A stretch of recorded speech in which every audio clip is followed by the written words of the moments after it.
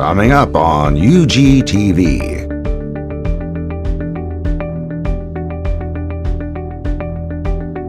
A special session of the Unified Government of Wyandotte County, Kansas City, Kansas.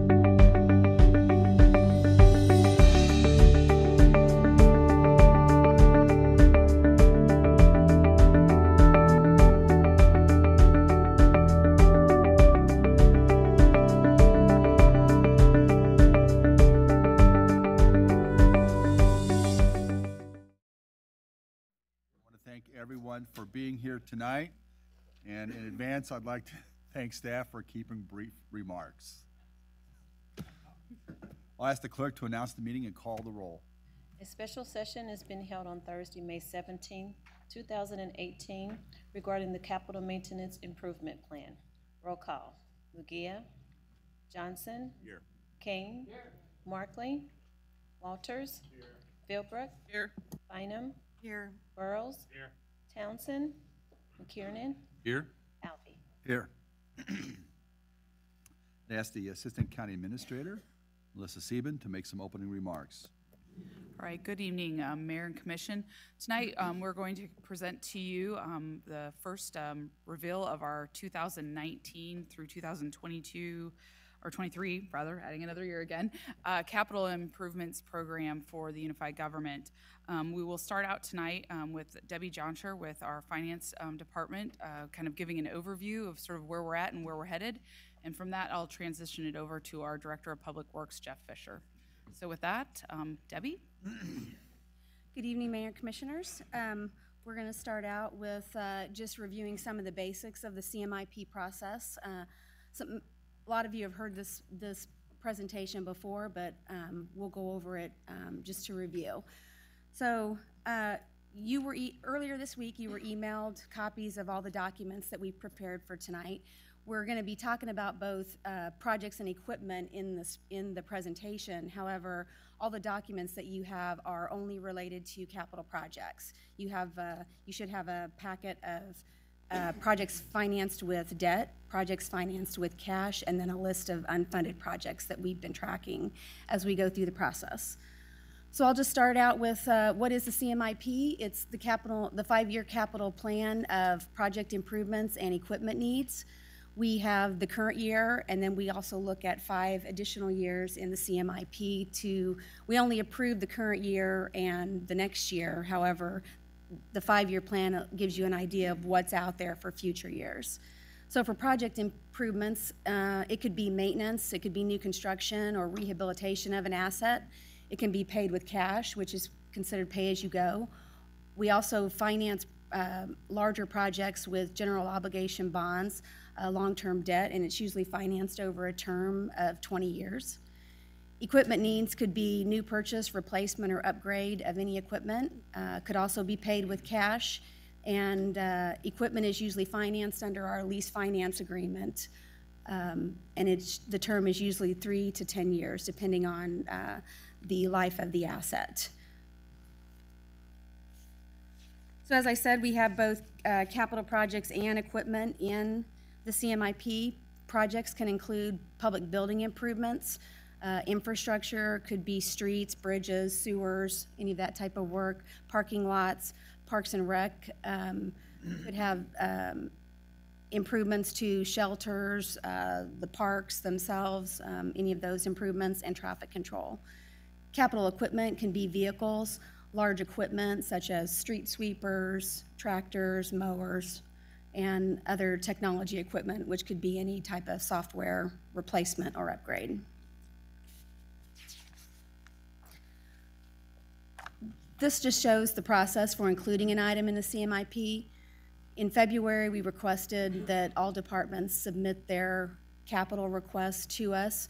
Finance has been working closely with Public Works and the IT department, and we're having those departments also work closely with the other departments so that they can, when someone wants an item submitted to the CMIP, they can work with them. If it's a software upgrade, they can ensure that all of the other information that's needed for that upgrade is included. So we've requested help from them to to work with us on getting those projects submitted. Just wanted to list out a couple of meetings that have already taken place. Public Works Standing Committee back in October and November of 2017. They came and presented some of their current and future projects. In February of 2018, we held the first public hearing for the budget. And in April 2018, we had the strategic planning session. Once we get all of the projects submitted, projects and equipment submitted to us, then we do an administrative review where we work with the county administrator's office and we go through all of the projects and equipment and review them.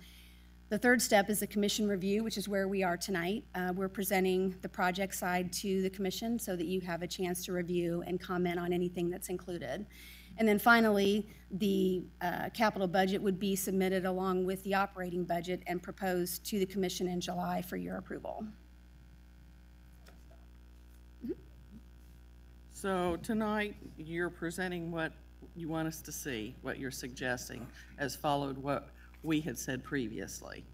But our comment part of it, we can ask questions, bring that to you through the, and then on the next meeting, we can talk about all of that stuff again. That's correct. I just want to make that very clear. Thank you. Okay. Yeah, we do have 2 nights set out for this at this point. Tonight, the 17th, and then next week, the 24th.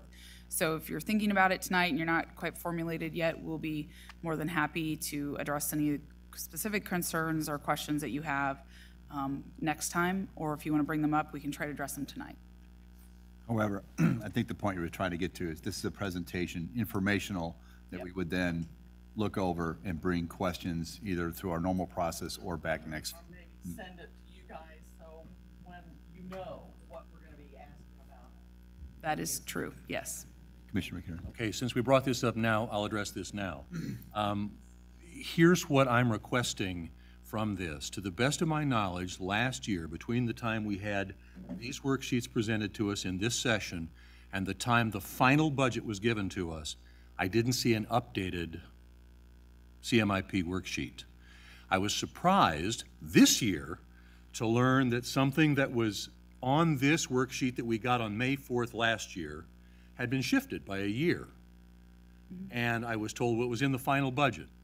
The final budget that was given to me 5 minutes before the meeting on the night that we were going to approve the final budget. So here's what I'm asking. I get it that these are worksheets, that this is a work in progress, but I can't read all 500 pages of the budget on the night that it's going to be voted on to look for things that are important to me. And these were 2 master plans that got shifted by a year. And when I talked with Doug, I understand why they got shifted. It wasn't necessarily a question of money.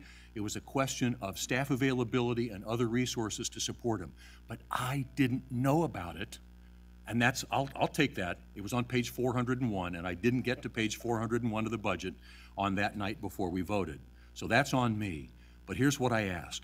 When we make changes to what's presented tonight, give us either a change log or give us the final budget in enough time that we can look all the way through it and see if there are things that are important to us that have been shifted.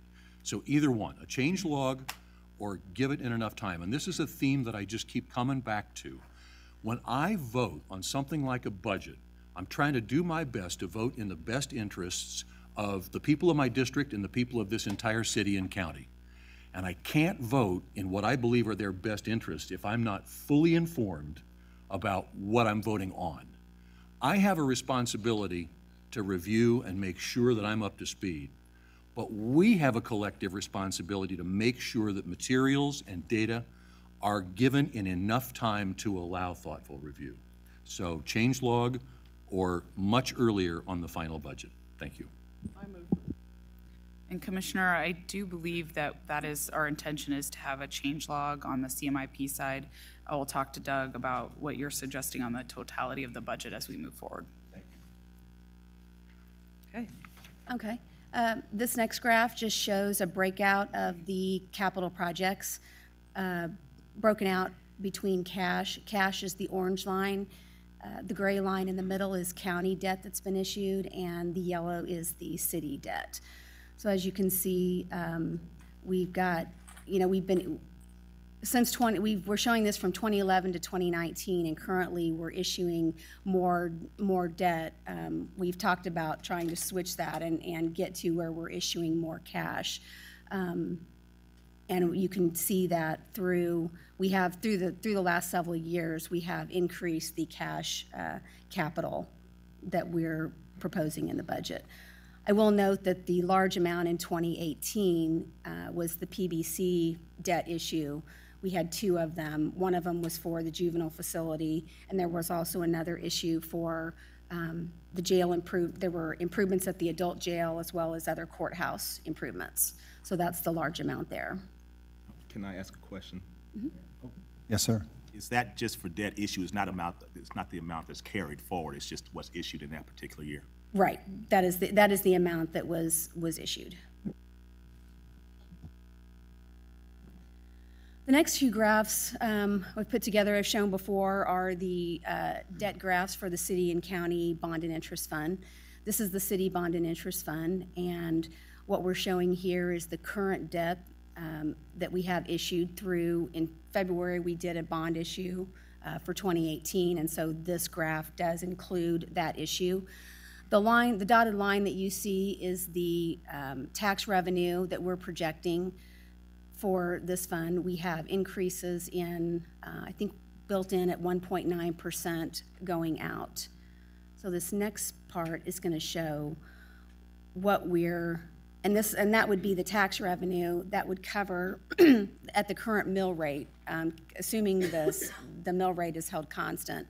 This would be the tax revenue with that increase that's built in each year to cover the debt. So you can see as we add on future debt, and we're estimating $15 million each year in debt, as we add on those future years, about the year 2022, we do start to creep up above that line. And I will just note we are monitoring this closely, because any change, if we were not to realize the 1.9% that we have built in, that could actually lower the revenue, and then we would be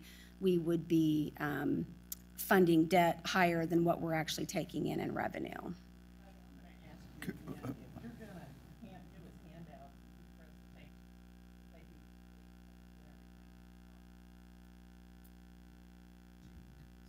Yeah, it's on.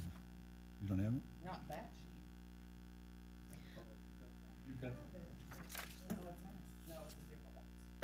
Oh. and then it's this. Oh, it does? I believe that is we can get you that. Oh, you're right, we I don't. think that, yeah, I think the issue is that it's an animation in the presentation, and so when it's printed out, those second pages probably did not print out. Commissioner McKiernan? Find my button here. Let me make sure I understand again what I'm looking at. I'm looking at, on the y-axis, that's millions.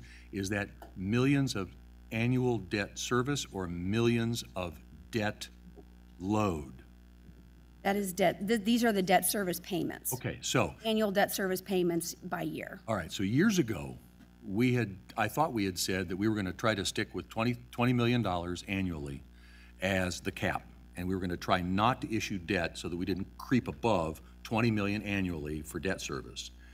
This starts above 20 and goes up from there. So I just want to confirm, we've upgraded our thinking. And now what we're saying is we're comfortable that as long as we keep it under that dotted line, so as long as we stay behind the mill rate for the bond and interest fund, that we don't issue enough debt to push us above that dotted line, then we feel that we're okay.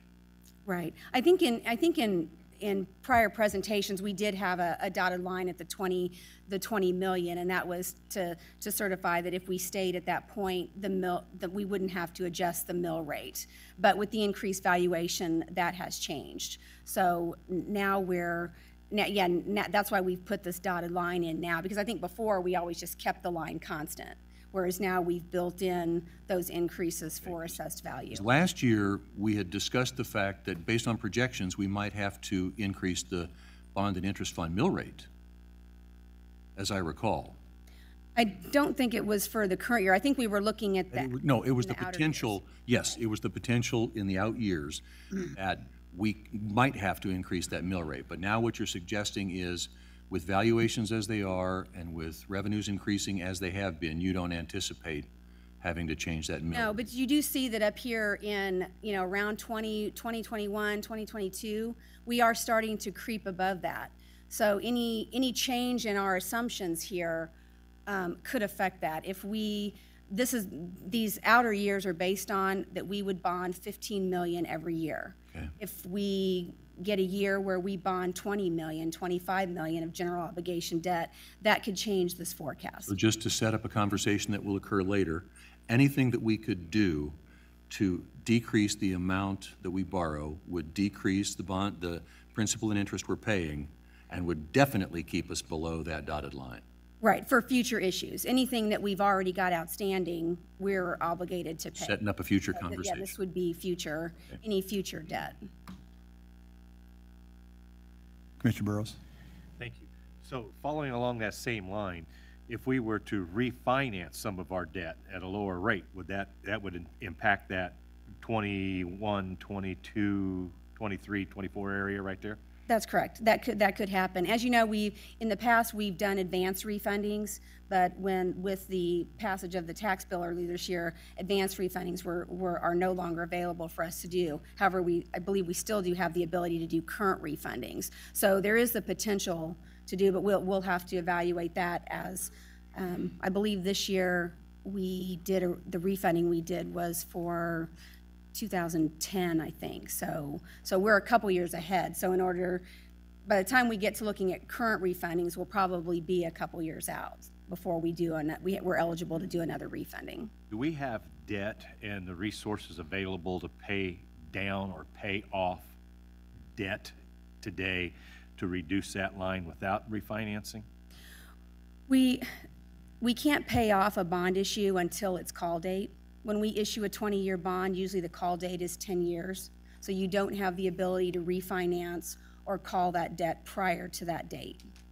Now, once we reach that 10-year period, reach the call date, then we would have the ability to pay down the debt or refinance at that point.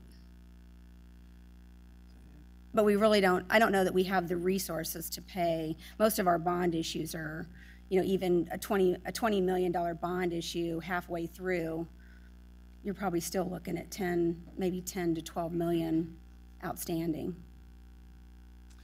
Thank you, Mayor. Okay. We'll go on to the county fund. So this is the county bond and interest fund, same presentation. Currently, the 2 PBC issues that we did at the beginning of 2018 are included in this graph. And we've got the same projections going out for future growth for the assessed value. Now what we've done here is we've added on, we do have a couple of PBC issues that are in the budget currently, and we've added those on, and you will see that if we issue those, we are creeping above the line. So we will probably want to review those, you know, and see where, we'll need to watch this very closely to determine when we want to issue the next issuance on the county side. In general, maybe is there an average about the amount of debt we retire each year?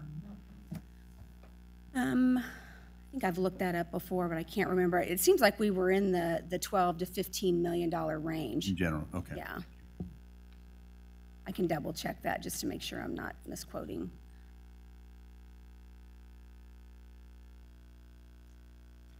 So the next graph we want to talk about is our legal debt limit. And this information is based on the information that we put together when we did our 2018 financing this year. Our legal debt limit is currently at $403 million, and that's based on 30%. The legal debt limit is calculated at 30% of our assessed value. So our total assessed value for the county is $1.3 billion. So 30% of that gives us a debt limit of $403 million. We currently have outstanding debt applicable to the debt limit at $294 million, leaving us a legal debt margin of $108 million. So the graph shows that the amount we have outstanding is 73% of our total debt limit. Is this city, county combined? That's based on the county, yes. City, county combined.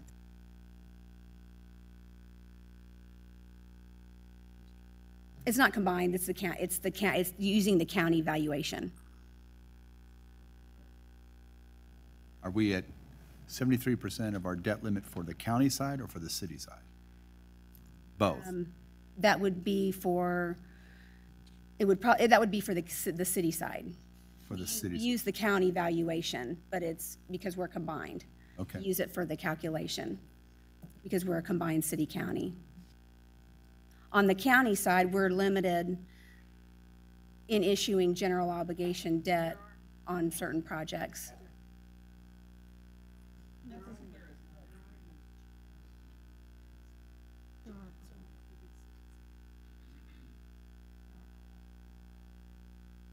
I'm sorry, was there another question? So what is the recommended valuation for a municipality our size? I see that we're doing it at 30%. Is that legally a legal limit? But what is the That's set by state statute. Okay, the limit is set by state statute, but what is the, in my other word, I would say the industry average for a municipality our size? The standard average. 73%, would it be lower than that? Would it be more than that? Yeah. Our rating agencies do recommend that this is probably a high number. They've quoted that in our reports before, that our debt limit is high, so they would probably like to see a lower number.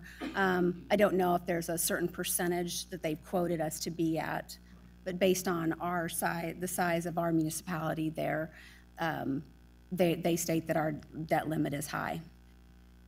Okay. That'll lead to another question later on, so I'll ask it later. Okay. I just wanted to add to Debbie's comments. So Moody's and Standard & Poor's, they don't necessarily use AV as the denominator in their calculation. They're looking at some other economic factors when they do their evaluation. So it's not exactly the same calculation, but definitely they're looking for us to have a lower debt level in general. Yes, Commissioner Bynum. Could I go back to the mayor's question a minute ago? As far as this percent of legal debt limit, it's off using a county valuation, but it's city-side debt that we're talking about on this graph, correct? Mm-hmm. And well, is it because no? I guess this does include that $294 million does include both city and county, because we do have some small issues of general obligation debt on the county side. Okay, and that 294 does. Okay, so it's combined, but on average, we're borrowing on the city side, and apparently, are there some kind of limitations on the county side as to what you can bond, what we can borrow and what we can? Right. Okay. For roads and I believe for county roads, we can issue, and equipment, we can issue general obligation debt, but the public building improvements were limited by state statute to $300,000, which is, so we established the Public Building Commission as another route to be able to issue debt. Okay. Thank you. Yes, Commissioner. Thank you, Mayor. I want to see if I understand the 30% debt, that's 73%. It's 73% of the total 30% that you're talking about, our debt load? Yes. So we have another basically 27%, which gives us that 108 million. That's correct. That's on the city side. That would be, well, it would be both city and county. City and county. How close to the limit are we on the county? Well, this is combined, so it would be 108 million. The amount of GO debt issuance on the county side is relatively small compared to the, I'm trying to think, it could be maybe, I don't even know if it's maybe 15 million or less. So the rest of it is city.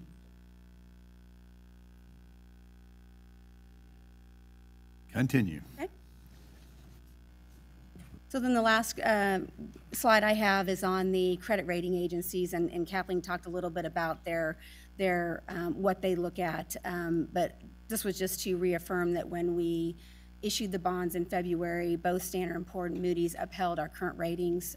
Standard & Poor's has us at AA stable, and Moody's has us at A1 stable, and they've cited our management, liquidity, budget performance as being very strong, and that debt was one of the areas that we should focus on. Can you elaborate on the debt factor comparison? Pardon me? Yes, that debt factor, the yellow. Net debt, direct debt as a percentage of total governmental revenues. How do I help me to interpret that? When they're looking at our debt, we have, under the first column, we have the 60 to 120%. When that's what the rating agencies view where our percentage should be, and we're a lot higher than that. So does that tie back to the prior 73% when we were talking about that, and how do you reconcile those two?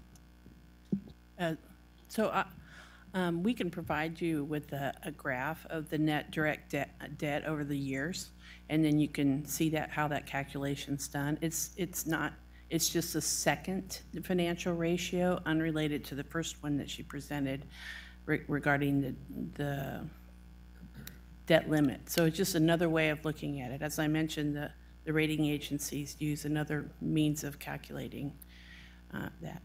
But we can provide you the information, and you can see it historically. I'd love to see that. Okay. So that's all I have for my part of the presentation, so I'm going to turn it over to Public Works and let them go through some of the projects. Okay, well, you can see I got a few people around me tonight going to help with the presentation. They're either responsible for or involved with the work at hand. Brandon Grover, sitting next to Debbie, then Troy Shaw, our county engineer, Brent Thompson, our director of engineering, and then Mike Tobin, deputy director behind me, and director of buildings and logistics, John Kelly, next to him. We're going to let Brandon start us off, and then Troy. Good evening, commissioners, Mr. Mayor.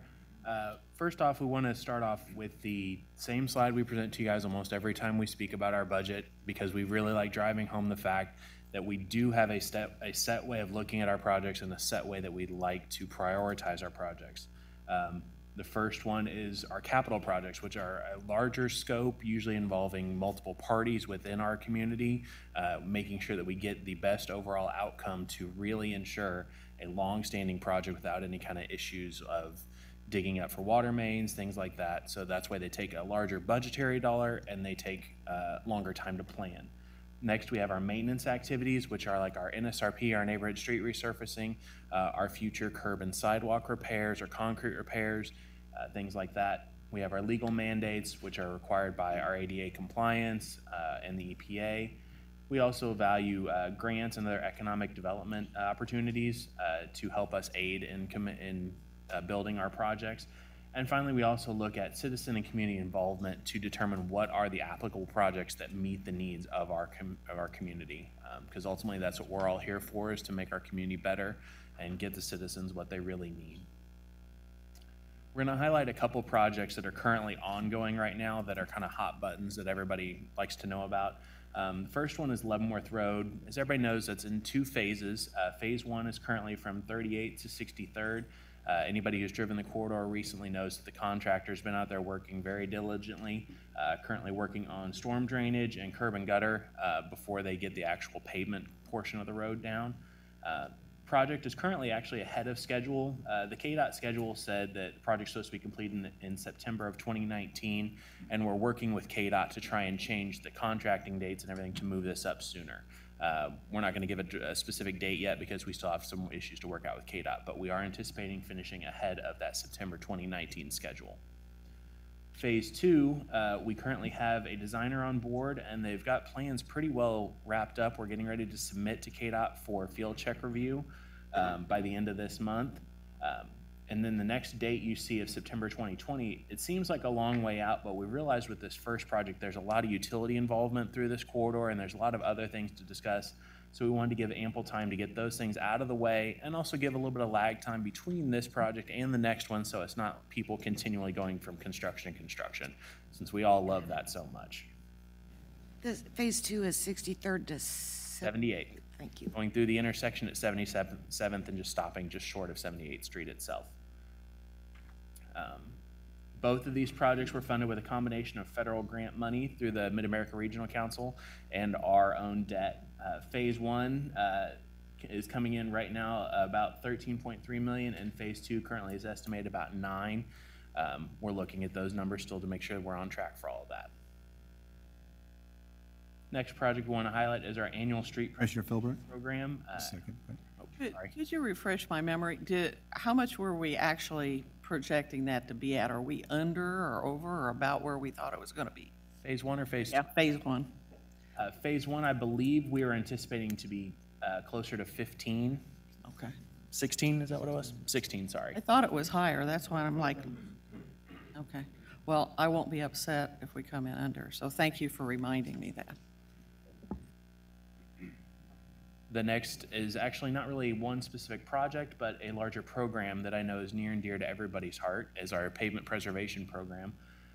Currently for the 2019 year, we've got about $4.975 million allocated for our street preservation.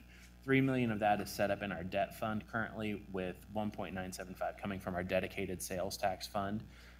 We're hoping to get that increased over the next few years, but we'll do what we can with what we've got.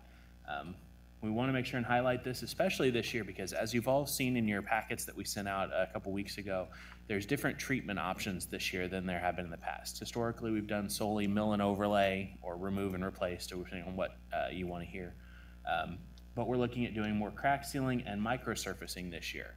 Some of these options extend the life of the road a little bit, but at a much greater cost savings to us. So if we're getting 10 years out of a microsurface at, 30% of the cost. So we're looking at several of those kind of options to extend our dollars and be able to touch more areas. One of the things we'll be doing is putting together a graph of that to be able to show how far our dollars going based on these different applications. I'm going to turn it over to Troy Shaw, our county engineer, to highlight some of our new projects that are in the CMIP this year that are just getting added. So as Brandon said, excuse me, these are new to the CMIP, probably the first time you've seen them in the budget. However, you've probably heard us talking about at least a couple of these before in the past. The first two we have there are the intersections on Hutton Road at Leavenworth and Donahue. Currently, we're going to be doing this year Hutton Road from Cleveland to Leavenworth, redoing that whole road. Utilities are out there moving right now. That'll be bid later this summer, I believe, for that work. So that those intersections are kind of based off that, and we've actually started a study right now on these to determine what the outcome should be for these in the future.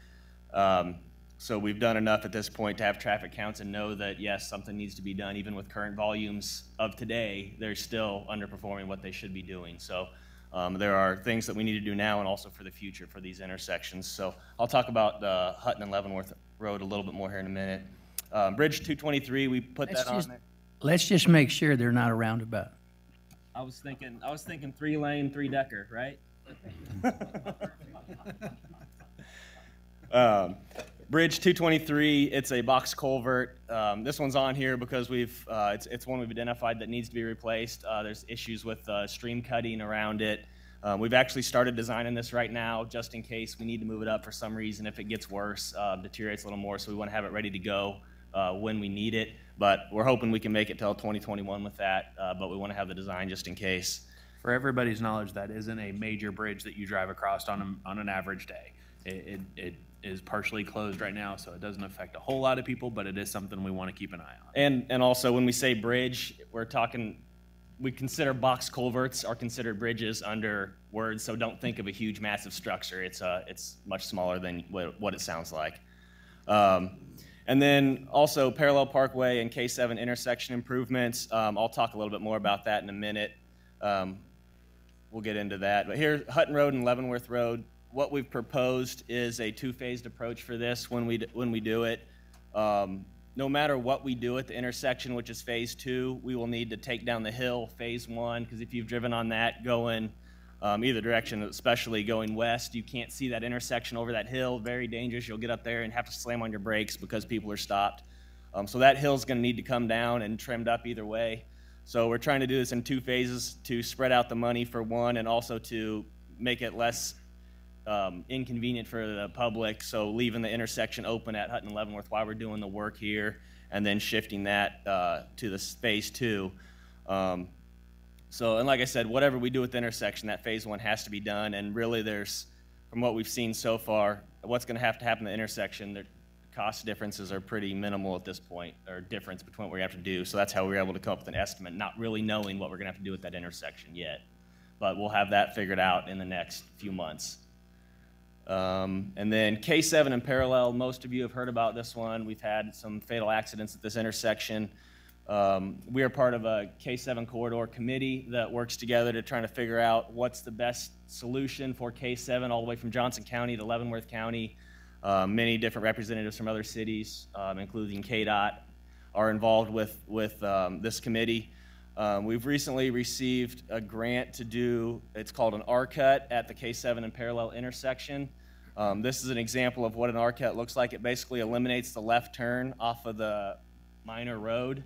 So you have to go right to go left. It looks a little weird, but those are the U-turns basically are controlled. So it provides a much safer access for people to go to make a left turn there. This is actually the first one in the state of Kansas. Missouri has some, and there is a lot of others throughout the country, but this is the first one in the state of Kansas. KDOT is a big fan of this, and what we've looked at with this corridor, the idea would be, okay, let's improve the whole corridor, say K7. That's monetarily infeasible for anybody, including KDOT, so we're looking at doing a chunk at a time, along with assistance from KDOT and others. So this was a big portion. KDOT is a big fan of this and is really on board. So this is we're just now getting started here next year. If anybody's driven down 13 Highway or 7 Highway down towards like Springfield area, you see one of these right about Osceola Cheese where everybody tends to stop at. So this is the same kind of thing. If you want to do a little research on it, it's also called a Michigan J turn. Mm-hmm. Commissioner Philbrook. I just wanted to say that when they first brought this forward several years ago to start talking about, I was at some of those meetings, and yeah, definitely a great change. Although I will tell you that I like the 2-phase traffic signal instead of the free flow sort of thing. Yeah. And then you don't have it on the explanation part. I would like for you to say more about Hutton Road and Donahue intersection, what you're planning on doing there. So as you can see from that, as I said, we recently, I don't have a picture. Oh, I know, that's one here. There's that picture's Hutton and Donahue on the left. That's just a pointer. But you can see from what we've put in the budget there, $350,000. That's not a complete rebuild of the intersection. That intersection has been done already. It looks really nice. It functions. So the initial thought is that a signal would go there. And this is preliminary because we just got the study back and we're still updating with the numbers. But in the short term, at least, a signal would vastly improve that intersection for minimal cost compared to a complete rebuild of doing something that's an ultimate solution at that intersection. So I believe the results are going to be that we can add a signal to that intersection, not really change the pavement at all, and that'll function really good for 10 plus years until traffic grows and we get a much more development. So that's kind of quick. Thanks for clarifying that, because I've already been asked. Yes, ma'am. So also point out a couple things that we've recently sought grant funding for through the MARC application process. State Avenue and Village West Parkway interchange, improvements to that to handle additional capacity that is needed right now. Also included in that is pedestrian improvements, access throughout that area a little better. Safe Routes to School Phase G, which is a continuation of our other Safe Routes projects, which we do almost every year. 72nd Street I'll talk a little bit more about in a minute. and then Minnesota Avenue improvements from 6th to 7th, which very similar to 7th to 8th, that stretch that we've already rehabbed there. So, yes, ma'am. Is that the one that has the change in the bend where you guys Yes. are going to actually straighten that out because the Indian Nation's going to work with us? Maybe. You are so bad. What you're proposing mainly is the last vestige of Pylon Plaza would go away, and we'd straighten out in front of the UMB building and take down those awful evergreens. Yeah, I mean, He's like looking at Do you not like, have we haven't got far enough into the design. None of these guys- exactly what's happening, but None of these guys were around when Pylon Plaza was built or when it was torn down, but Mr. Tobin. Tobin, yeah. The answer is we don't have a solution at this point. We're just starting. I was around, Commissioner, but I'm not commenting. I think downtown shareholders are playing with helping you guys out with this, if I remember correctly. Yeah, I mean, what the estimate was based off of the work that was done between 7th and 8th Street and making 6th to 7th a similar type feel. So that's as far as we've gotten is on the what's actually going to be done. So we could actually have some parking. That's the hope, yeah. Okay, thanks. Commissioner Burrows? It would seem the most opportune time in which to address Minnesota Avenue would be why the traffic is being slowed due to the Lewis and Clark Viaduct closure. Why would we not want to expedite the project for Minnesota Avenue so that we don't re-inconvenience those business owners after the new road opens up coming from Missouri into Kansas?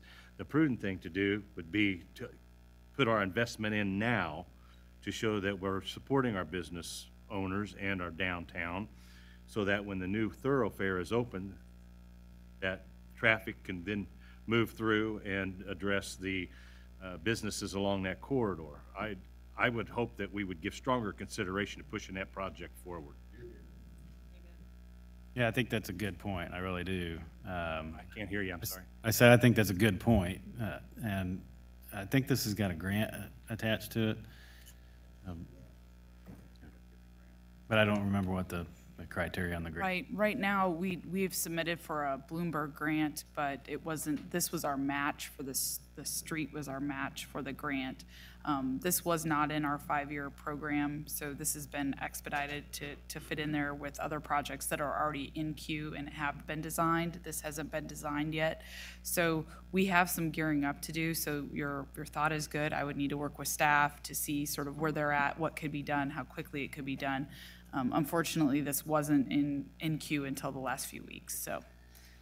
That's understood. I know the business owners of our community are going to be tremendously impacted by the closure of the Lewis and Clark Viaduct. So I would like to see some kind of investment from the local unit of government in sharing some of that pain, to share with them that we're willing and progressive enough to take under consideration the impact it's going to have on the business community of downtown. We're partners in this process, and if we're going to be inconvenienced by KDOT, then we ought to take advantage of that inconvenience and do the least amount of interference with local business as we can. So if there's other projects out there that can be pushed back a little bit that don't impact the community as much, I would hope that the commission and the department would look at what we could do with Minnesota Avenue as soon as possible. Okay, understood. I do think, though, in pursuant to that, that we would make sure we check through with the downtown business owners to see how much they've been impacted by the closure of westbound, because if it's not a significant difference, then the urgency would not be there. Okay. I would be happy to make that connection with them. And also, we need to take into account that the library is currently looking at what it's doing. I was just at a meeting with Commissioner Bynum yesterday on that very issue. So trying to understand sort of where they're headed would also help us in what we do. So kind of the staging or phasing of the investment in this area, I think, is going to be really critical so that we don't do something and then they turn around and need something else. So we'll have some conversations and see between the library, sort of where they're at, and the downtown businesses, as you suggest, Mayor. And I have just one thing to add to that. So this is 7 years overdue, in my estimation. We should have finished off these half blocks when we did the transit center at 7th. Because what we do is we shut down a block to do half a block, the one we did in 2011 with the transit center. Now we're going to shut down the block to do the other half of the block. And then we absolutely need to coordinate with BPU, because I've heard rumblings that we might need to shut down and dig up parts of the 700 block a third time because something about vaults and some things need to be replaced. So we can't inconvenience a business owner a third time by saying, well, it's only temporary, it's only for the summer, but we're going to shut down most of the traffic on this street. Right now, this isn't budgeted until 2020. So I would agree with Commissioner Burrows. If we can accelerate that, we have for next year, we have $130,000 budgeted for this project. And I don't understand, is that planning? So that would be design. Design. That would be design, major construction 2020, and then So we're going previous year. to borrow design money? Because this is listed, 130,000 is listed on the debt sheets. So we'll borrow the design? It's the project that we do, so the design goes into borrowing, I believe, but Debbie? Right, yeah, we've bonded design along with construction on other projects. Okay.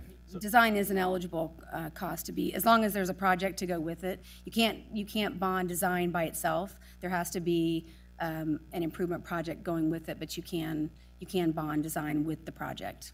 And in the past, I believe we have bonded as one single thing over 1 year. Say it was $2 million, but we didn't factor the design out of that. It was factored into that $2 million. Well, to do that, to get your money for design, you have to bond it and carry that bond an extra year. So you're paying interest on that an extra year. So we kind of broke it up so that we'll just bond the design portion of it and then bond the construction separately. So we pay for that separately. Thank you.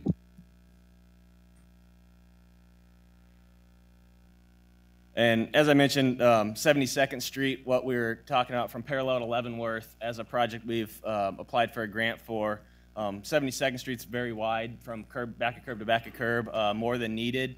So part of the grant application is looking at pedestrian connectivity. We've done work on Leavenworth Road, obviously, right now with Eisenhower Middle School and JFK Elementary, Kansas City, Kansas Community College, all the way down College Parkway to State Avenue, and then continue on Turner Diagonal. This is a very good corridor to add pedestrian connectivity. This picture shows bike lanes on the street and a sidewalk. We're also looking at a 5-foot sidewalk on one side and maybe a 10-foot trail on the other, if we can get room instead of the bike lanes. And if we pull the bike lanes off, then we have room possibly to add turn lanes on that where necessary for the school to keep traffic moving during school time. So this is just a project that we recently applied for that would, I think, connect everything really good to to Leavenworth Road onto State. So just wanted to note that. And then we also have a list of unfunded transportation type projects that are just to point out that these are some of the ones we've looked at and we continue to look at and look to find ways to get these type of things done. There are more than this as well. But in the future, we're going to start approaching projects like this as seeing if we can do them in pieces. So maybe there's a box culvert that needs to get replaced. We'll see if we can, when we replace that culvert, let's make sure we build that culvert so that it doesn't have to be redone whenever we come through and do something else. And also working with utilities, if they're going to go through and tear something up, well, what can we do along with them doing that to help us build part of this road as we're going, so we don't have to debt $10 million to do this chunk of road. Maybe it's $1 million at a time, but we can spread it out and try to get roads done without just making it strictly a road project. So that's just kind of wanted to update on that and give an idea of what we have. So I'd like to have a longer conversation, which we'll not do now, but just in terms of the criteria by which these are set up as priorities on the unfunded transportation projects. As I just look at the projects for the south of the river, you know, I see, you know, it would seem to me Metropolitan Avenue from 635 to 59th Street really ought to be a priority. There are no sidewalks. There are students walk up and down that road in the dark. It's very heavily trafficked. It seems to me it's one of the primary feeders into Turner, and that part of Turner anyway. So just I'd have a longer conversation with you about how these things are prioritized. So along those lines, we're actually currently working on a transportation master plan as well. And that master plan, it's going to be a multi-year process, but we're starting with our major arterials, including I-70, 435, state highways, in order to put that foot forward to KDOT to help them decide to do projects in our county as opposed to going a county away and spending hundreds of millions of dollars. So we're starting there with that transportation master plan, and we will build down to even local roads by the time we're done with it. And that will help us come up with a strategy and scoring system to help rate different roads for different reasons and provide ideas about which roads we should do when. So we are 100% on board with determining a process to figure that out. Commissioner Markley?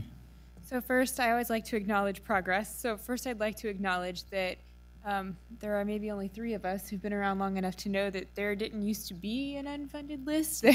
We used to say, well, what happens to the stuff that we ask about and do research on that doesn't get funded? And it was kind of like a shrug of the shoulders. So I appreciate the fact that we are tracking projects that we have identified as a need, but we don't have money to fund right now. So I really appreciate that.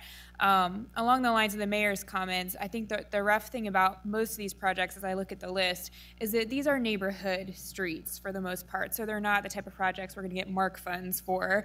They're not probably going to be eligible for federal grants. So I would just reiterate something that I've said in past years, which is that we as a commission need to look at whether we try to pick one of these off every year and start to go down that priority list and spend that money, because MARC isn't going to do it for us. The feds aren't going to come do it for us. These neighborhood street projects are things that we are going to have to figure out a way to do. I love your idea of trying to piece it together, but I sure wouldn't mind getting one done every year and piecing together the other ones either. So something to think about as we are trying to figure out how to prioritize our street work, and we know that that's a high priority on our survey for our constituents.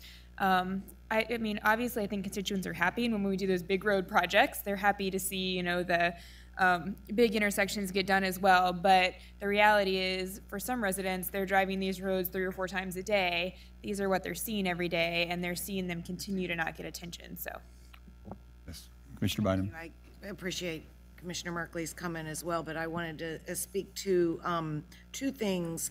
In the past, I recall that you have brought us your system that you've used for prioritization. I recall having that conversation.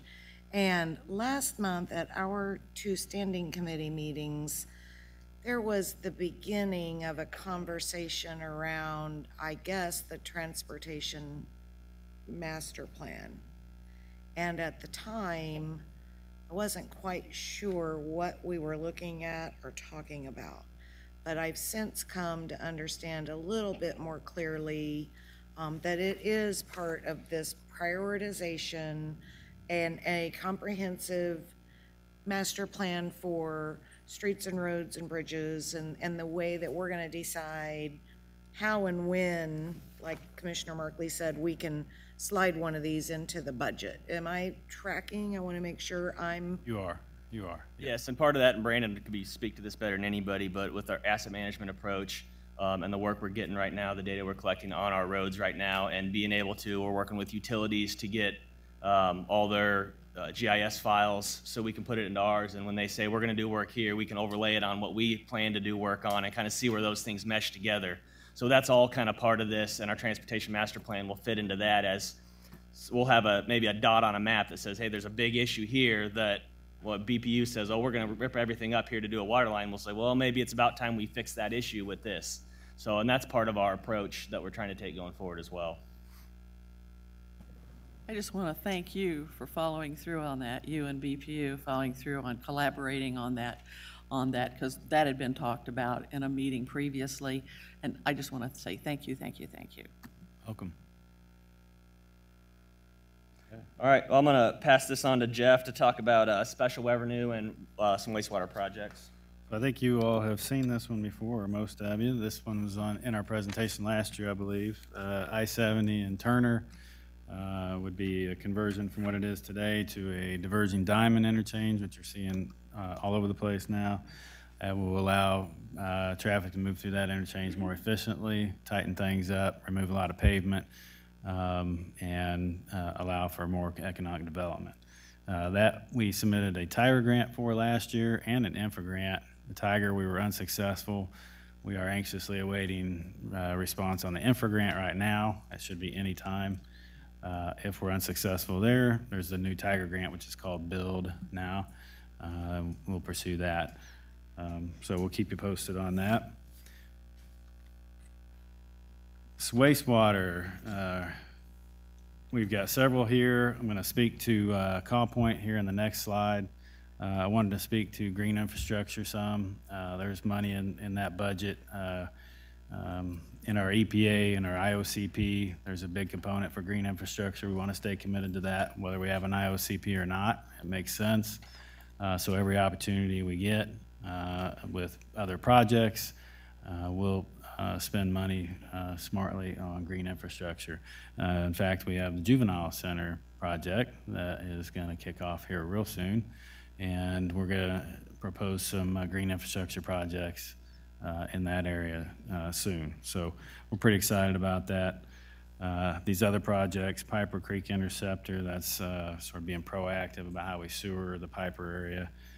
We've got the dewatering down at Plant 20 and Armourdale separations. I wanted to get into the next slide. If you have any questions, we'll be glad to go back to that. But Walcott, you saw this before. Commissioner? Of course, I have a question again. Okay. Exactly what is the green infrastructure improvement? Is that like in drainage areas where instead of putting in culverts and stuff like that, we're putting rocks and landscaping? Bioretention, landscaping, yes, all of those things. In fact, on the Juvenile Center, for example, if we can use green space to detain and take it out of the combined system, that's what we want to do. I just wanted to make sure it was more than pretty bushes. That's right, yes, and pretty bushes. Commissioner Burrows. Thank you. The wastewater project's a Call Point BioSolids project. Mm-hmm. I'd like to visit with someone about that. Okay. Specifically about that project. I'd like to hear what's going on with that. I'm getting ready to highlight a little bit of it, and then we can have additional discussion whenever you like. I must have missed it on the top part on the new wastewater projects, and now I see it under, it's been listed twice, so evidently it's moving along quite rapidly. It will, that's right. So I'll go through Walcott if you don't mind real quick, and then we'll go to that. Walcott, you've seen before, that's a new treatment plant that we've had on the books for a while. This one will start this year. We'll be selecting an engineer here very soon, and then our construction manager at risk soon after that. And start our design process for the remainder of the year, probably start that construction in 2019. And I should say, construction costs are going crazy right now, and so we have bumped that up, that estimate up, anticipating that. So Call Point BioSolids, we currently have to landfill our solids down at the Call Point treatment plant, and that is getting expensive every year in its uncertain future. And so we are going to propose digestion at that plant. It's around $20 million. Then KCMO, we've been working with them very closely. They have their plant very nearby, and they don't have a solution, a good solution. And so we are just about to wrap up what we believe will be a good business case to partner on this. They would send their solids over to Call Point. We would treat that and dispose of it. And so we feel real confident that that'll work.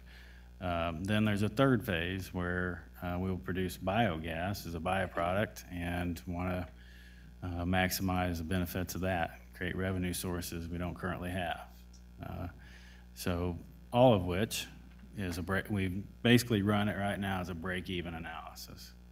KCMO would pay us to treat theirs and handle that, dispose of it, and then the biogas would be another opportunity to create revenues. So this would be a plant of the future, essentially. We're going to take in waste that we're not now, that the region needs a place to go to, and then ideally, we'll actually make money on this.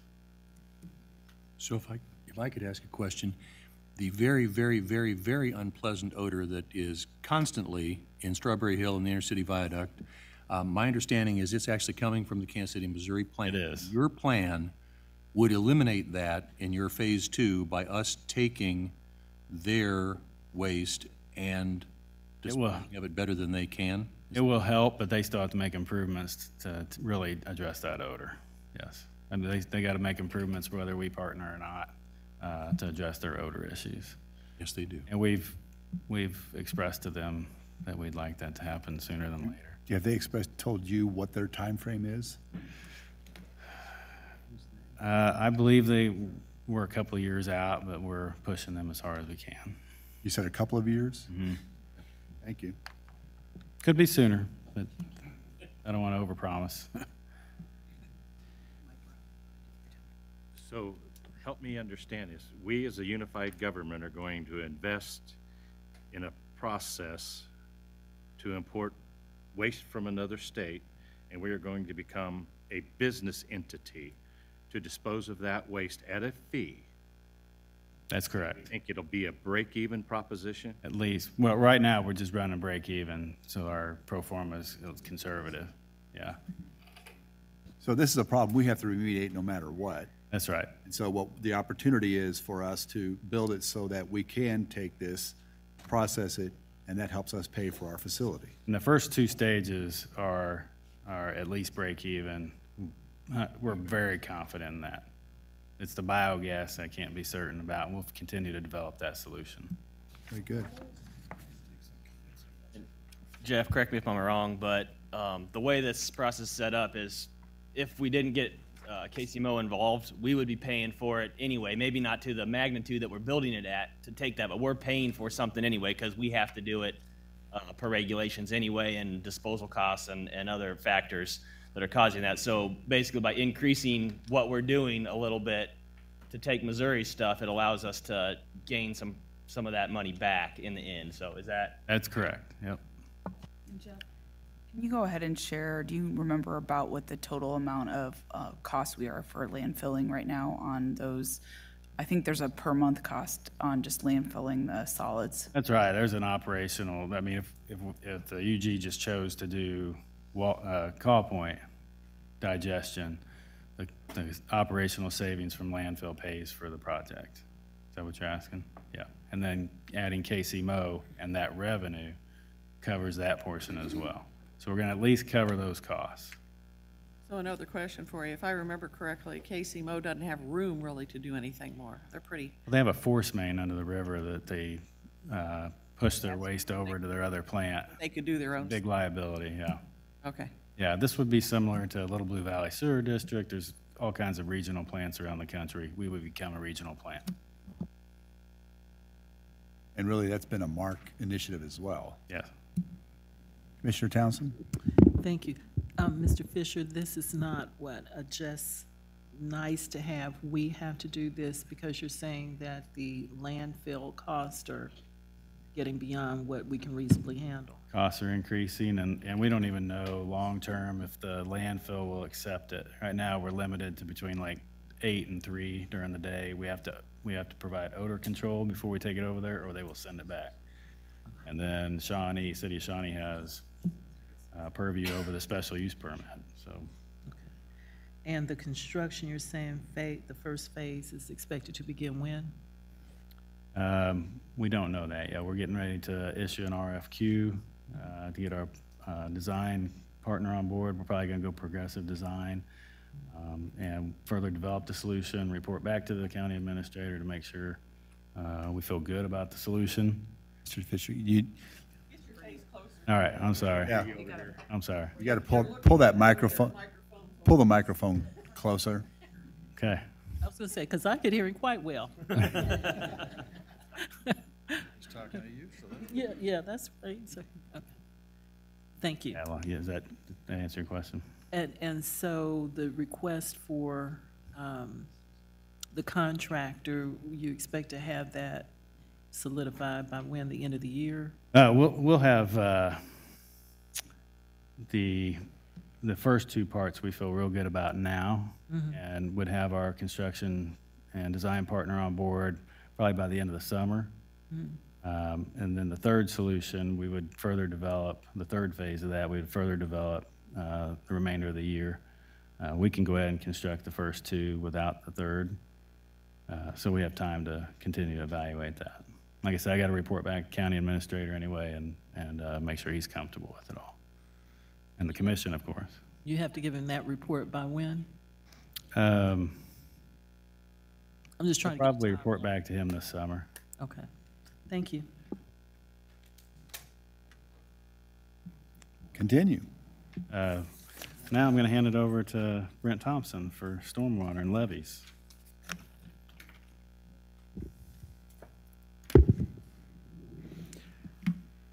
You gotta click me over there to the, can you all hear me okay? All right. All right, so I'm gonna hit the button. Okay, here we have our Call River levee projects. The Storm Avenue Pump Station improvement has been in there for a while. It's something that we have been talking about, and it kind of goes along with the River Levee Height Raise project. This is something that was came out of the 7 levee studies back in 2004, and they're telling us that we need to raise our levees, and you can see that the cost is $365 million and 30% local fund on our part. Again, we have it. It's going to take decades to make that happen, and we've been working as a group, meeting monthly, I would say, with the Corps and Call Valley Drainage District and other areas working on this process. Then if we move on to, and this map here just kind of shows where the pump station is, and also where we're doing some Turkey Creek work on there, and that on there was the Call River. We back up there, the Call River Bank Stabilization Project. That basically came from last year's events, our 2 or 3 rain events that we had back to back. We have our Turkey Creek wing wall failed. What happened was the riverbank got saturated, the river came up, river went down with all that force coming out of the Turkey Creek tunnel. It just pulled all that sediment away, and the old flood wall fell, and so that's what we've been working on. We actually have been working with FEMA on getting money for that. We've been working with the railroad, and so once we get that funding back and know what we've got to do, we'll partner up with KCMO and the railroad to get that fixed. Again, that's just the location of those on that map. Our stormwater master plan, this started back in spring of 2017. We started looking for a consultant to help us with this project here. This is a large undertaking. The reason we're showing it still is because it will continue through 2018 and into 19. The plan focuses on our individual watersheds. We have about 50 of those. Right up there on that map is we're showing 8 of those. And projects will come out of those, each watershed. How that happens is right now we gave our consultant all of our known flooding areas, work orders, customer complaints, and they're going through and taking those along with their research of our system, and they will come back with,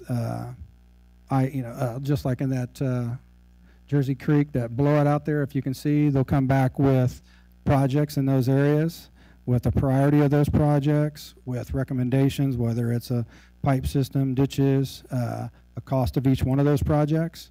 And then the main goal here is to be able to, as you can see, we've been doing the transportation, we're doing the stormwater, we're trying to get to where we can get a priority rating system for staff as we move forward to be able to take, identify these type of projects ourselves and be able to put them into a queue to get worked on.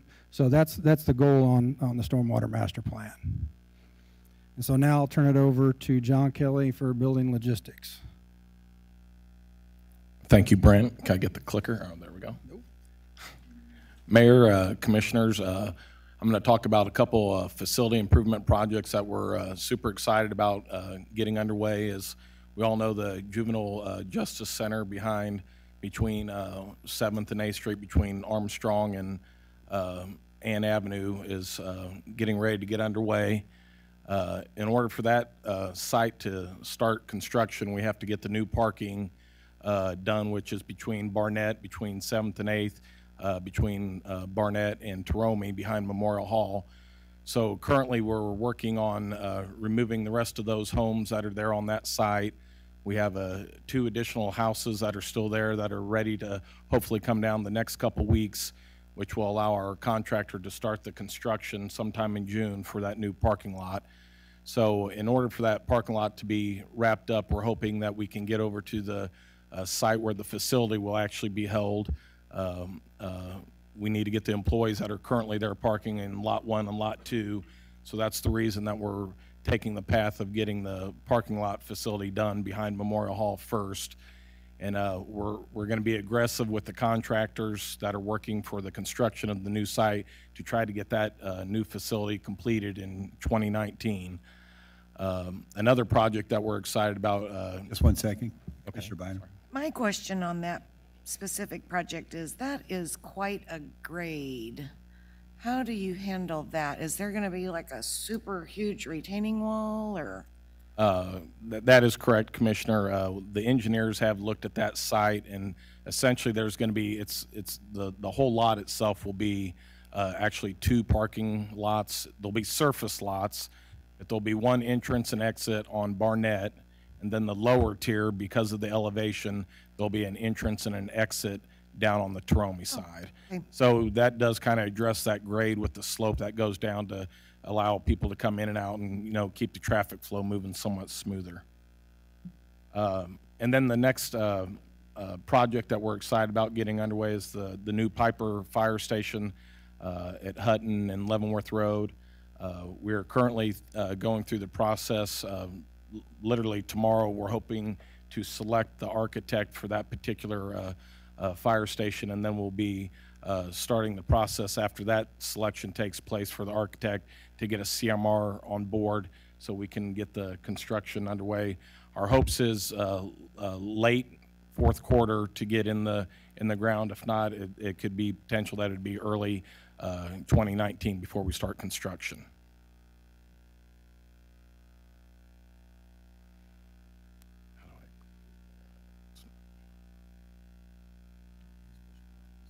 You want to hit the last slide there, Brian?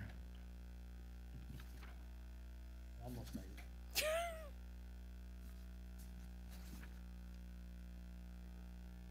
All right. Sorry about that.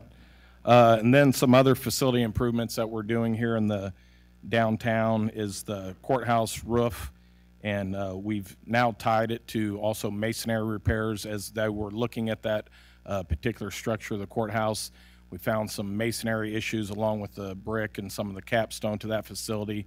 So with that particular project, we're going to have to do some masonry repairs, but we are slated to start in 2018 for that roof project for the courthouse that may result in getting into 2019, weather depending.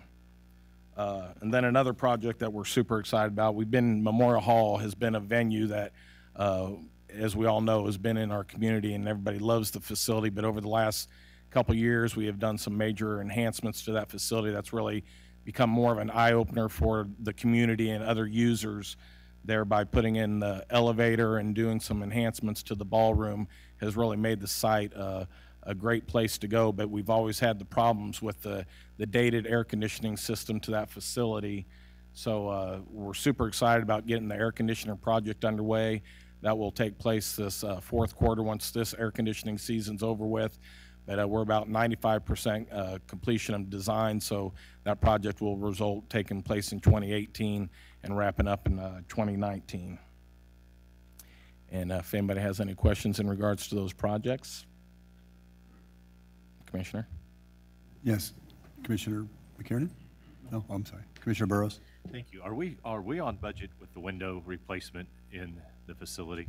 Yes, the window project is budgeted, and our architect has came back thinking that our funding will be able to wrap up the rest of the windows to complete that project. I'm sorry, I didn't touch on that part of the windows, but the windows are supposed to be taken probably third quarter. We'll have a contractor out there replacing the rest of those windows. And it fell within the budget, and we're not over budget on those windows, correct? No, correct. Okay, wonderful, thank you. All right. So that completes the presentation. Are there any questions? I have one question. Does anybody have $1 billion just to pass on over? Does anybody, we need a sugar daddy or a sugar mama. Yeah. Yes, Commissioner Walters. This goes back to, I think, Debbie's part of the presentation, and I wanted to check my understanding. Commissioner McKiernan mentioned that we used to have a $20 million target, and we kind of blew through that, so we kind of moved the goalposts a little bit. And now we have a target that rises with the proposed increases of valuation in the county, which is property taxes. You know, the mill levy relates to property taxes. All of our residents would like tax relief. And when I hear that we are increasing our spending on debt, consuming all of the increase in revenue due to valuation increases, and we may even have to increase that mill levy because we're spending so much on debt that we are exceeding the, the appreciation on property. I think that's a bad plan. So I would like to see, since we're just in this early stage, so we've got a plan that we can't pay for with expected revenues without raising the mill levy. I would like to see a plan that is limited to the revenue available, and I would also like to see a plan that the expenditure stays below the revenue, because we're not even talking about cutting taxes, which is what our residents want us to do. We're talking about spending all of the revenue from the increase in property value, and maybe even spending more than that. So I think we're going in the wrong direction, and I would like to see option B and option C. Just my thoughts. Commissioner Johnson. And I'll just dovetail on Commissioner Walters. I'm going back to that sheet that we talked about with the green, red, yellow, and brown. It talks about credit rating recommendations.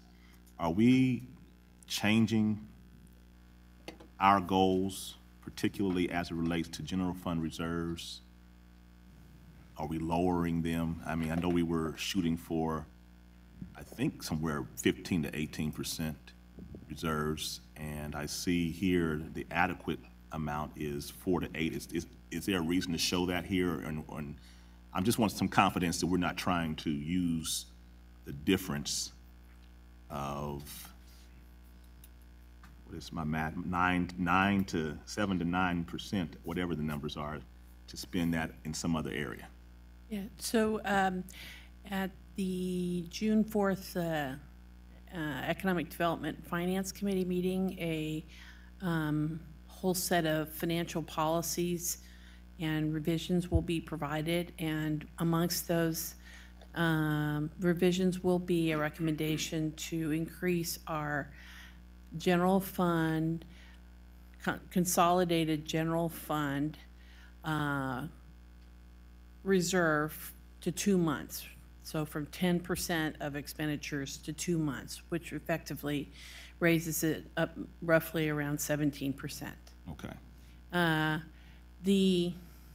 So that's going to be under the committee's consideration, and we'll be receiving comments and feedback from them at that time, and so it goes through that process. This chart here shows so the adequate column is actually what they mean by that is bare minimum. So. Okay, I just wanted to make sure I wasn't interpreting that incorrectly. This would be if we had an A rating. I mean, this is the bare minimum column, so. Okay. Yeah. We're still striving for the 17. We've achieved the 17%. Yeah, and above is, yeah. Yeah, and we're beyond it. And we haven't finalized the 2017 CAFR yet, so that's why you're seeing the 16 number, because it's not released. The 2017 number's not released. A lot better now, thank you. So I'd like to go back to Commissioner Walters' remarks, and I think that what really we're facing with this really came up the other day at the Chamber of Commerce Legislative Committee meeting.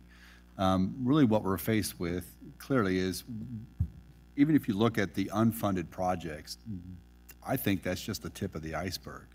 We have so many more things that we could do. We just happen to put those on the list. I don't think what we're looking for are really extravagant projects. We're not doing things which are out of the ordinary of what ought to be done and needs to be done.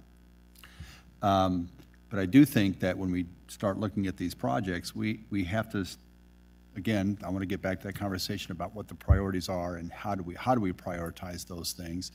And I think we're at the place where the issue again is we know we have to reduce taxes. We know we have to provide more services, more capital improvements, more infrastructure. Those two things go in opposite directions. And the only answer is to further develop our tax base. And if we could continue to develop or redevelop empty properties, vacant properties, tax delinquent properties, if we could just bring some kind of development to, you know, a new home, whatever it might be, that's going to take us from minimal property revenues to as much as we can get. Reverend Bacchus said at the meeting he had some properties, I think he said, that were producing about $32 per parcel, now producing $3,200 per parcel.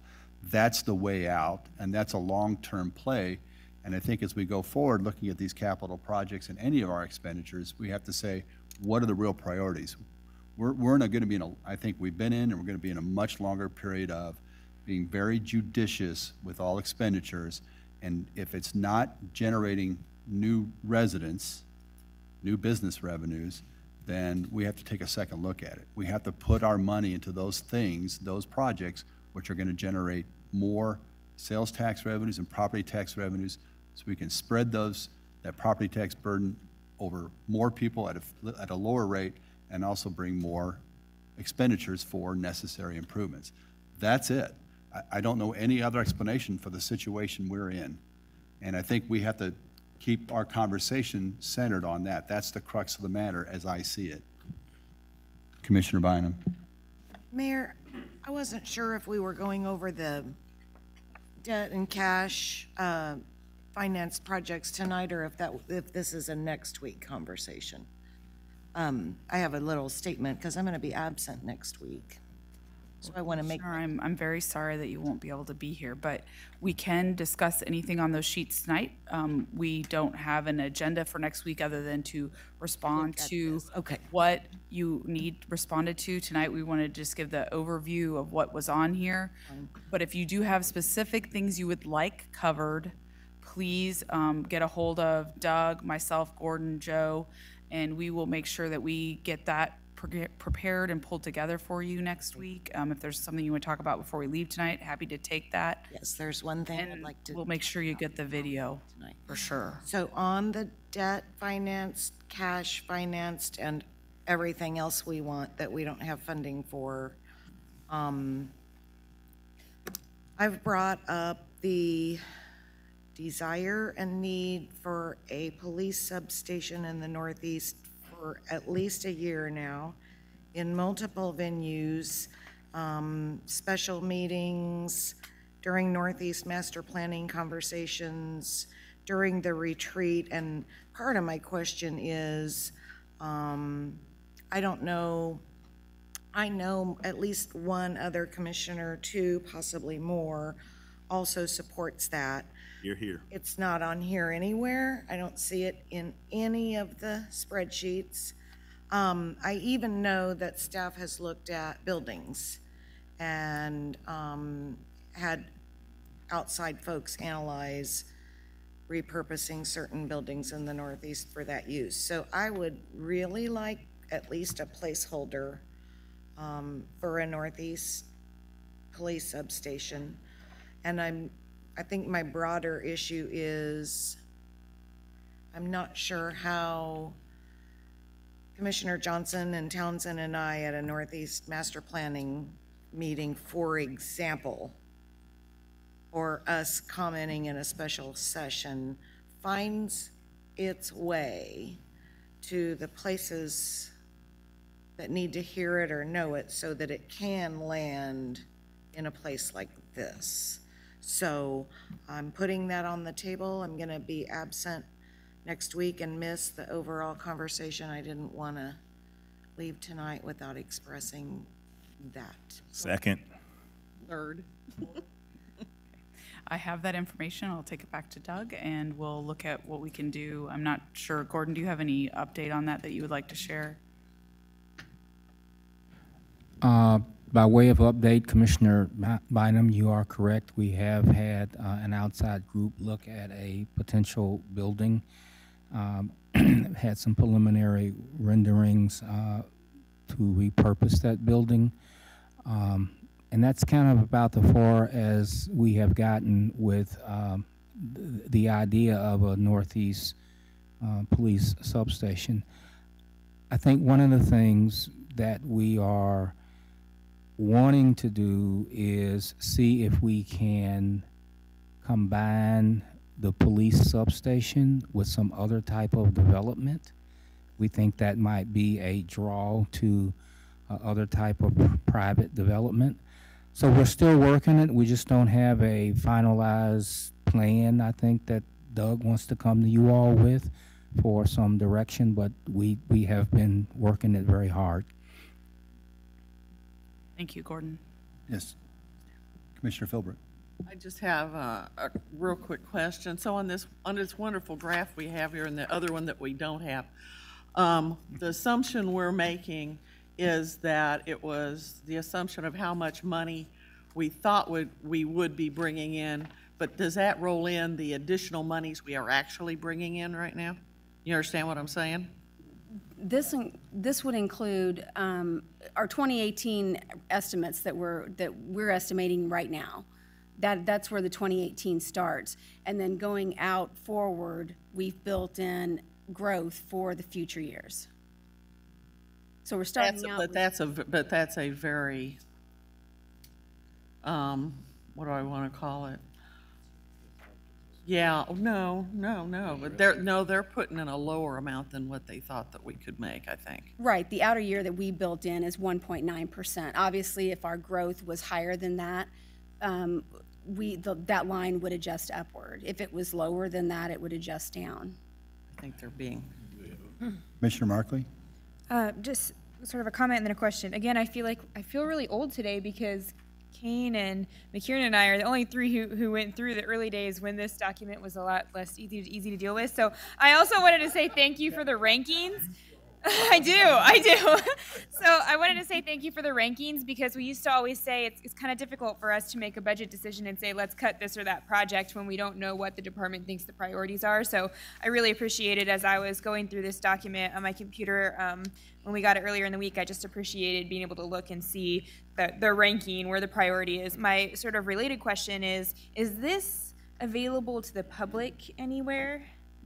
Like if people wanted to go out and look at the projects we're going to spend money on, is it available or where they could look at it? I'm going to turn that over to Kathleen. This is not yet the proposed CMIP. It's very preliminary. This is the first presentation of it.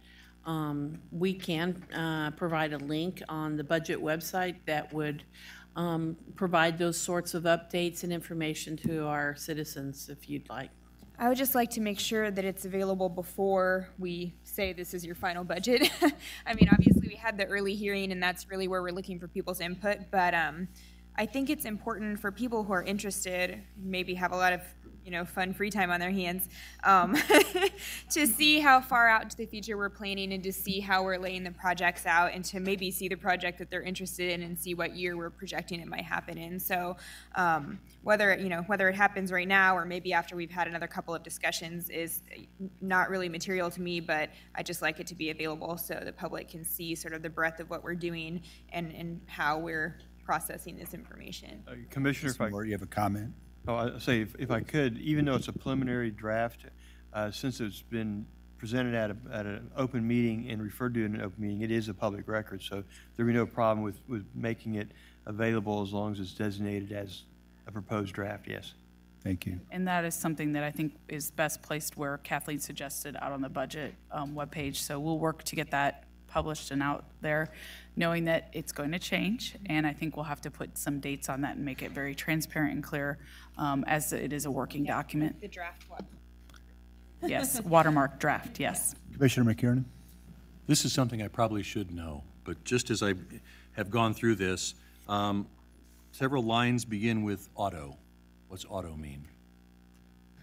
Auto means that I will say, this is the first year that we've used the new budget software for input of the capital spreadsheets.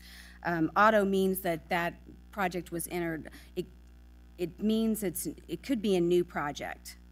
That means it was entered by the department when the request came in. So auto would be new projects. There could be some projects that didn't, when our budget staff went through and added all the prior year projects, they put those into the software, and then anything that was added later was probably designated as auto. Okay. I don't know that we have a column in there that's marked new, but I don't see that. So it might not be a new project, but just how it was entered into this new software that drove that designation. Right. Okay. So basically, I can just ignore that. Yes. To be safe. Yes. Second question is, there's a column that's labeled MSF. Yes. What is that? That means multiple source funding.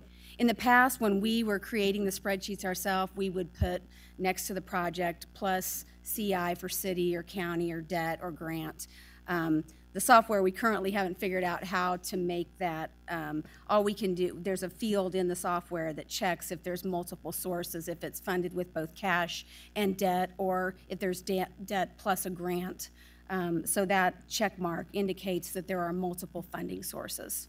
So in addition, on the debt, in addition to there could be a grant associated with that project. So in other words, you have to look in multiple places if you see that X to see the totality of what. Which is a beautiful thing, because there's at least one project that I have specific questions that I'll save till next week. Okay. It does come funding from multiple sources. And also, if I look at the total amount of cash or debt from the final budget document that we reviewed, that we approved last July, that total dollar amount should equal the total dollar amount in the 2018 column of this document. Yes. This. We'll talk. No, original. I'm sorry. Say that again. No. You mean the total? She said, make sure that I'm looking at the 2018 original, not the 2018 amended in these new documents. I am, and I have some things that I want to discuss. If there were some things that were moved around, either on the debt or the cash, say for instance, we moved something to, say it was a capital item, but we moved it to operating, we would have moved the budget with that. So we wouldn't leave, so it could be that your original does not, if you go back to the 2018 that was approved last year, it may not match exactly, and that Doesn't could be match. because we moved. $1 million difference on cash, and it's $1 million difference on debt. Now, it's in the right direction. This sheet that you gave us today is $1 million lower than last year. But again, I'm trying to keep up with all this stuff. And last year, and for all these several years, you've done things like putting boxes around stuff. Now, I know you created an Excel spreadsheet yourself, and you could manipulate the format and do that. But some of these things are invisible to us that don't play with this every day. And I wonder, why is there $1 million difference in the total cash in the last year to this year? I can't speak specifically for any project, but I'm guessing, for instance, on the debt, we may have had a debt project that was listed. If that project didn't move forward and we didn't issue debt and they decided to scrap that project or cancel it or push it out, if they eliminated it completely, we would have eliminated the line, which also eliminates the original budget. The line's not eliminated, but we'll talk later. Okay.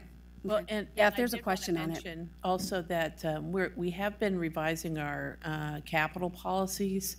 We've increased the threshold for projects that are considered to be capital. So those things that you may have previously seen on the capital sheet got moved to the operating budget, all right? So they weren't eliminated, they were just taken off the capital and put over on the operating side. So just so you know, that's some of the changes too. Thank you. All right. You've got a list of those, if you want to provide, or if you want to talk about them, we can, just let me know what they are. And thank you for your presentation. Thank you for the questions. And if there are other questions, please just forward those on to Kathleen, I suppose. Great, thank you. We are adjourned.